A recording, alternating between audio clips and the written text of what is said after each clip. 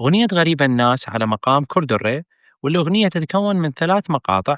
المقطع الأول هو المقدمة، والمقطع الثاني والثالث هي مقاطع غنائية.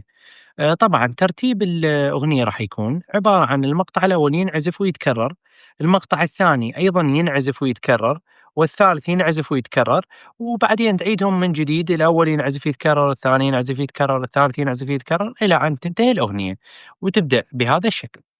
ري مي دو سي لا فا صول ري دو سي لا فا صول لا فا مي ري مي فا صول لا سي دو ري مي دو سي لا فا صول ري دو سي لا فا صول لا فا مي ري ري مي دو ري ري مي دو ري مي فا مي ري لا سي صول لا فا صول لا صول فا صول فا مي ري ري مي دو ري مي دو ري صول فا مي ري لا سي صول لا فا صول لا صول فا صول فا مي ري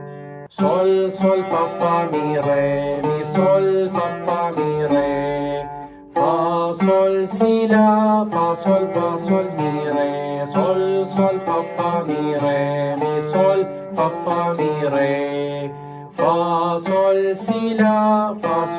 صول مي ري.